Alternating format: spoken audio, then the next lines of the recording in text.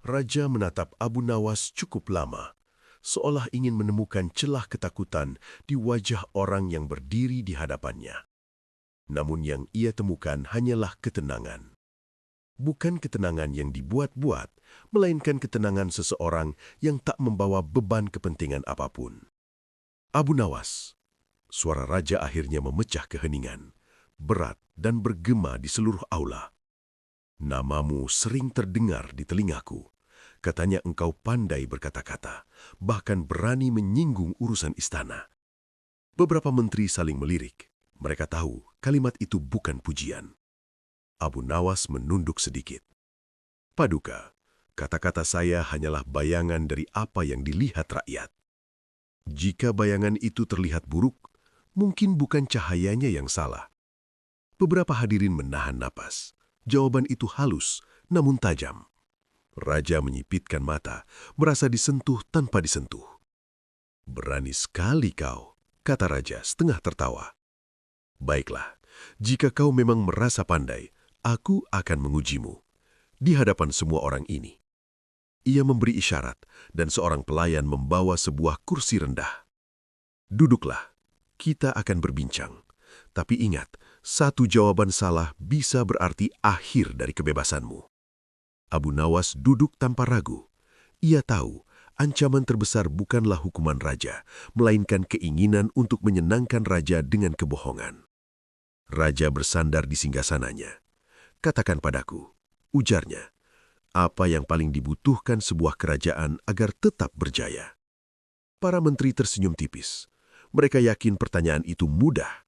Jawaban yang benar, menurut kebiasaan istana, adalah raja yang kuat, tentara yang besar, atau hukum yang keras. Abu Nawas terdiam sejenak, bukan karena takut, melainkan karena ia memilih kata yang tak akan melukai, namun juga tak akan berkhianat pada kebenaran. Paduka, katanya perlahan, kerajaan membutuhkan keadilan. Beberapa menteri mengangguk, lega. Jawaban itu terdengar aman, namun raja belum puas. Lalu siapa yang paling mampu menegakkan keadilan itu? Paduka, jawab Abu Nawas. Senyum raja mengembang. Ia merasa telah menemukan irama permainan. Jika demikian, lanjutnya, bukankah semua keputusanku pasti adil? Aula kembali sunyi. Inilah jebakan pertama. Jika Abu Nawas mengiyakan, ia akan selamat, tapi kehilangan makna. Jika ia menolak, bahaya menantinya. Abu Nawas mengangkat kepala. Paduka, keadilan bukan terletak pada siapa yang memutuskan, melainkan pada siapa yang berani mendengar. Senyum raja mengeras. Maksudmu aku tak mendengar rakyat? Beberapa menteri gelisah.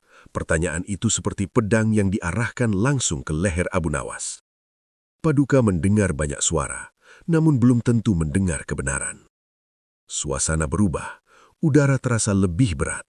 Raja bangkit sedikit dari singgasananya. Berhati-hatilah dengan kata-katamu. Aku bisa mengakhiri percakapan ini kapan saja. Abu Nawas mengangguk hormat. Karena itu, izinkan saya mengajukan satu permohonan sebelum menjawab pertanyaan paduka selanjutnya. Raja mengerenyut. Permohonan apa? Ajukan satu pertanyaan saja, paduka, dan izinkan saya menjawabnya dengan satu jawaban pula. Setelah itu, paduka sendiri yang menilai-nilainya. Para menteri terkejut. Permintaan itu sederhana, namun terasa berbahaya. Raja terdiam sejenak, lalu tertawa kecil. Baik, katanya akhirnya, aku akan memberimu satu pertanyaan. Tapi ingat, satu jawabanmu akan menentukan nasibmu. Ia menatap Abu Nawas lurus-lurus. Katakan padaku, mana yang lebih penting bagi seorang raja, dipuji sebagai bijak atau benar-benar berlaku adil meski dibenci?